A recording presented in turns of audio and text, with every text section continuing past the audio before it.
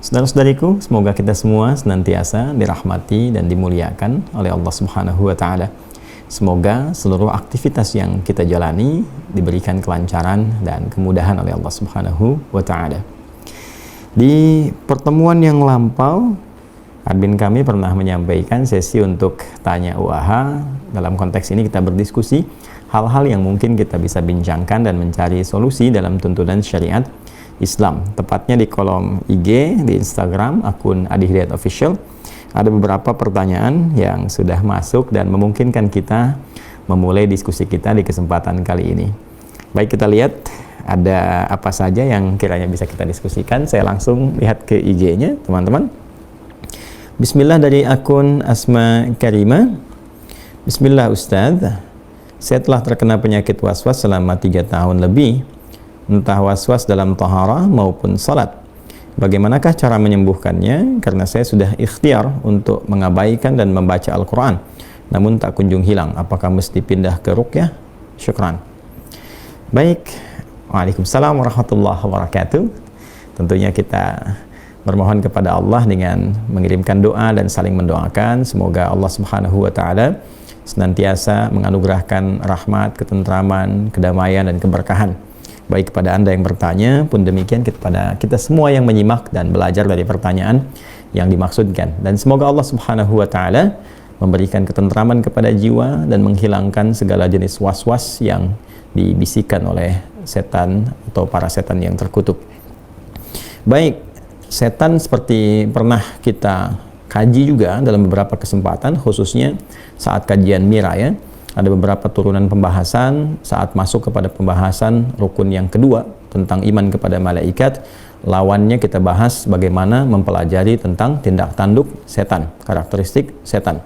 Karena menariknya malaikat disebutkan 88 kali dalam Al-Quran, berbagai karakternya, kemudian juga support kebaikannya, bagaimana kita meneladaninya sampai mendekati karakteristik-karakteristik dan kemuliaan yang melekat pada malaikat itu.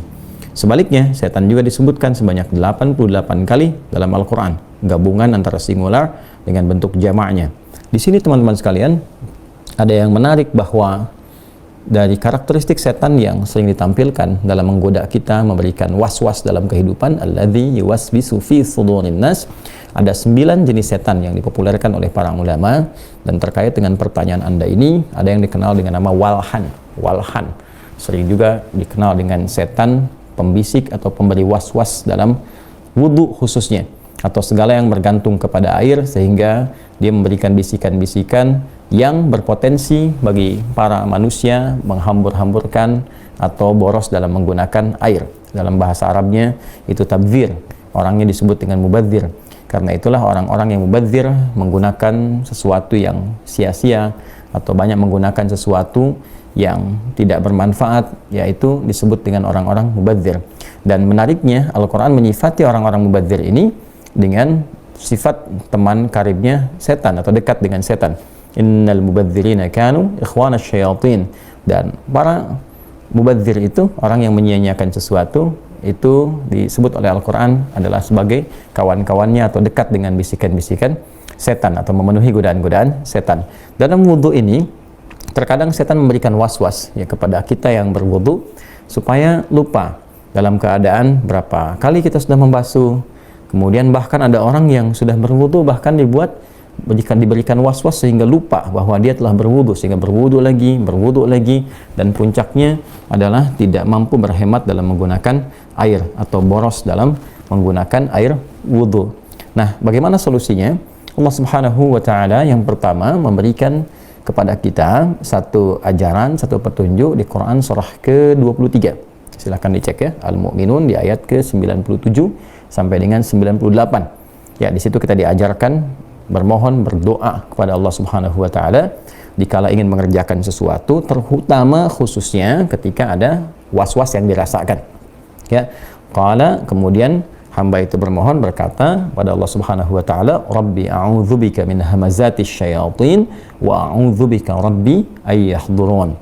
Ya Allah, aku berlindung kepadamu, mohon lindungi aku ya Allah, kan, dari berbagai keburukan yang ditimbulkan oleh setan, dan aku bermohon perlindungan kepadamu ya Allah ya, supaya mereka tidak hadir di sekitaranku. Aku mohon perlindunganmu ya Allah dari kehadiran mereka yang ingin memberikan was-was. Jadi yang pertama adabnya adalah berlindung dulu kepada Allah dengan segenap keyakinan. Jadi kalau berlindung tuh jangan cuma dibaca di lisan, ya, tapi dikuatkan dengan iman kita, difokuskan dengan pikiran kita, sehingga apa yang dimohonkan kepada Allah Subhanahu wa Ta'ala itu terasa dalam jiwa. Nah, bedanya apa? Bedanya orang yang bermohon kepada Allah dengan segenap jiwanya itu akan memiliki getaran dalam kalbunya. Getaran inilah yang menggerakkan kepada bagian tubuh kita untuk merasakan kehusyuan, sehingga dari situ timbul motivasi. Ya, motivasi kuat untuk mempertahankan kebaikan dan juga pada saat yang bersamaan mencegah berbagai keburukan, termasuk melawan bisikan-bisikan setan. Itu yang pertama. Yang kedua, tentunya kita menghadirkan satu semangat keyakinan yang utuh terhadap sesuatu yang telah dikerjakan. Kaidah usul fikihnya berbunyi al-yaqinu la yuzalu bisyak. Jadi kalau sedang misalnya sudah berwudu, selesai wudu, kemudian ada was-was tadi batal atau enggak, ambil yang paling yakin dan putuskan pada saat itu. Ya, begitu Anda meyakini wudu, ya, saya masih suci, sudah tepikan berbagai macam hal-hal yang kira-kira bisa merusak keyakinan Anda, kecuali kalau ada bukti-bukti yang menunjukkan bahwa wudunya batal misalnya, maka silahkan diulang kembali. Dan yang ketiga, mempelajari tentang makna, ya, apa yang dikerjakan.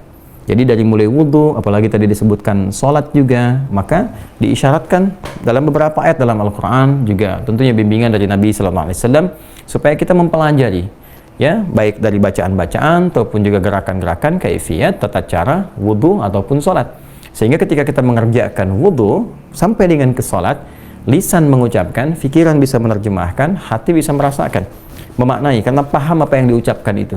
Nah, dengan memahami itu, pikiran kita tidak sibuk merenungkan yang lain atau mengikuti was-was setan, ya, tapi lebih menerjemahkan apa yang kita bacakan. Misalnya Allahu Akbar, lisan mengucap Allahu Akbar, pikiran menerjemahkan Allah Maha Besar, hati meresapi, ya Allah, aku berikrar Engkau yang Maha Agung, Maha Besar, mohon ampun kalau selama ini ada sifat-sifat yang kurang baik, merasa hebat, merasa tinggi, merasa besar dibanding orang lain. Lalu muncul kemudian kepasrahan diri kita kepada Allah dengan mengatakan, misalnya wajjahtu wajhiya lilladzi fataras samawati wal ard hanifan muslima wa ma ana minal musyrikin. Atau kita bacakan misalnya Allahumma ba'id baini wa baina khataayaya kama ba'adta bainal masyriqi wal maghrib, dan seterusnya hadis.